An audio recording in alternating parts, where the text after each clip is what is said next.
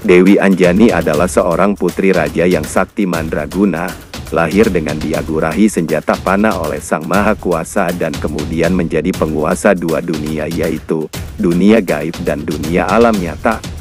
Sehingga tidaklah mengherankan jikalau Dewi Anjani selain memiliki pengikut bangsa manusia, dia juga menjadi ratu bagi seluruh makhluk halus yang bersemayam di Gunung Rinjani. Legenda Dewi Anjani merupakan salah satu cerita rakyat yang telah ada dan berkembang sejak dulu di tengah-tengah masyarakat Bumi Sasak Lombok. Legenda Dewi Anjani ini bertutur tentang putri seorang raja yang bernama Baginda Datu Tuan yang berasal dari kerajaan Tuan di Pulau Lombok. Dewi Anjani memiliki saudara kembar yang bernama Raden Nuna Putra Janjak. Setelah dewasa, Dewi Anjani menjadi penguasa Gunung Rinjani. Sedangkan Raden Nuna Putra Janjak, sesuai aturan kerajaan menjadi raja kerajaan Tuan meneruskan tampuk pimpinan ayahandanya Baginda Datu Tuan. Dewi Anjani terlahir tidak seperti anak-anak pada umumnya, namun dia lahir dengan dianugerahi senjata panah oleh Sang Maha Kuasa. Berkat kelebihannya inilah Dewi Anjani tumbuh menjadi sosok seorang ratu yang sangat sakti, di samping memiliki paras yang cantik.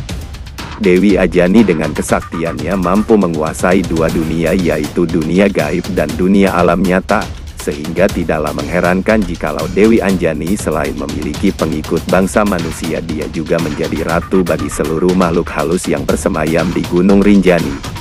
Cerita Dewi Anjani sebagai seorang ratu makhluk-makhluk halus yang ada di Gunung Rinjani menjadi melegenda di kalangan masyarakat Lombok sampai saat ini. Sang Dewi Anjani konon bertahta di sebuah istana yang megah, dan pada saat-saat tertentu dengan kasat mata istana Raja Jin ini akan terlihat berada di sebuah kaldera lautan debu yang dinamakan Segara Muncar. Mungkin cerita inilah yang mengakibatkan sebagian masyarakat Lombok mensinyalir kalau Gunung Rinjani identik dengan Ratu Dewi Anjani yang berjenis kelamin perempuan dan tidak akan mungkin meletus sampai kapanpun.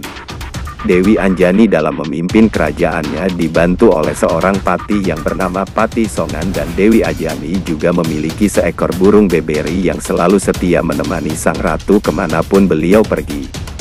Burung beberi ini memiliki paruh perak dan memiliki kuku yang sangat tajam terbuat dari baja.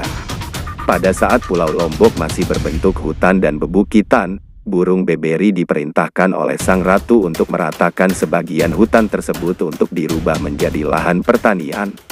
Pada saat yang bersamaan Ratu Dewi Anjani berkata kepada Patih Songan kalau pulau yang penuh sesak dengan aneka pepohonan ini diberi nama Pulau Sasak. Dikisahkan pula dalam cerita Dewi Anjani bahwa manusia yang memenuhi Pulau Lombok ini dulu berasal dari bangsa jin yang dirubah oleh sang Dewi untuk mengisi pulau ini. Ada 20 pasang bangsa jin yang dirubah menjadi manusia dan salah seorang diantaranya ditunjuk menjadi pemimpin. Setiap pasangan beranak pinak dan lambat laun bertambah banyak tinggal menyebar di seluruh Pulau Lombok sampai saat ini. Kesaktian Dewi Anjani bukan hanya dikenal di Pulau Lombok tapi terkenal sampai ke pulau seberang. Ini terbukti dari adanya orang yang datang ke Gunung Rinjani untuk meminta ilmu kesaktian kepada Dewi Anjani. Contohnya dikisahkan bahwa Raja Blambagan yang bernama Minak Jinggo menjadi sangat sakti mandraguna setelah mendapatkan pusaka gada wesi kuning dari Dewi Anjani sang penguasa Gunung Rinjani. Namun akibat kesombongannya gada wesi kuning jatuh ke tangan Damarwulan setelah melewati pertarungan sengit. Damarwulan berhasil merebut gada wesi kuning ini pun karena mendapat pertolongan dari Ratu Dewi Anjani, karena sebelum bertempur melawan Minak Jinggo yang sombong itu Damarwulan pergi bertapa ke Gunung Rinjani, dan setelah melewati pertapaannya Damarwulan memberikan bunga Ander Nyawa yang berarti bunga antara hidup dan mati. Dengan dibekali bunga Ander Nyawa inilah Damarwulan berhasil merebut pusaka gada wesi kuning dan mengalahkan Raja Minak Jinggo.